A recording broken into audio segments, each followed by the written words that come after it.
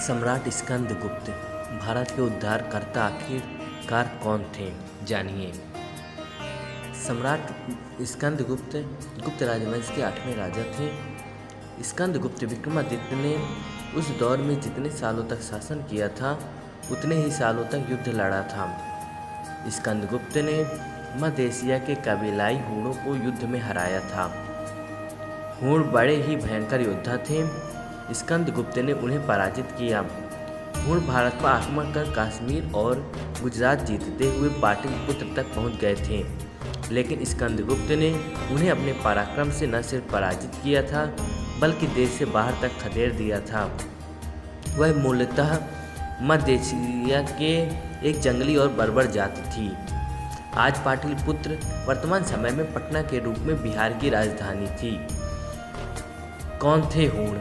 हूण बड़े ही भयंकर योद्धा थे। इन्होंने 4वीं और 5वीं सदी में दुनिया पर अपना आधिपत्य फैलाया। हूण वास्तव में चीन के पास रहने वाली एक जाति थी।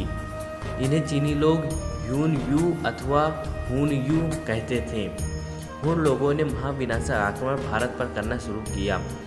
भारत को बचाने का काम स्कंदगुप्त ने किया। हूणों ने कई देशों पर प्रचंड आक्रमण किए। हूणों की ओर से लोगों पर बर्बर आक्रमण होता था। उनके राज में विनाश का एक ऐसा तांडव खेला जाता था।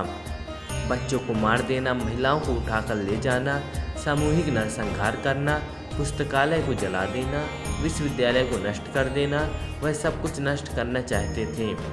उनके किए अत्याचारों की वजह से देश भर की अनेक संस्कृति तहस नहस हो गई थी। कम ही लोग जानते हैं कि हूणों से बचाने के लिए चीन की दीवार बनाई गई थी, जिसके कारण चीन तो बच गया, लेकिन इससे रोम, यूरोप, इटली, फ्रांस तक हूणों के आतंक से समग्र सभ्यता को नुकसान पहुंचा।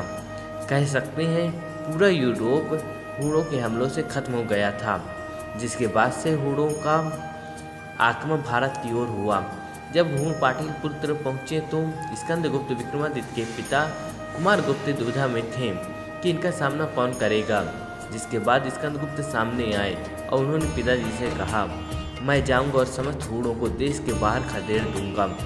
उन्होंने इसके लिए युद्ध को तैयार किया। ये लड़ाई 10 साल तक चली। जूनागढ़ से लेकर कश्मीर तक, कश्मीर से लेकर पाकिस्तान के कंधार तक उन्होंने हूणों का खात्मा करा। वो पहले थे जिन्होंने हूणों को हरा दिया था। उन्हीं की वीरता के कारण समग्र भारत से हूण निकाले गए थे।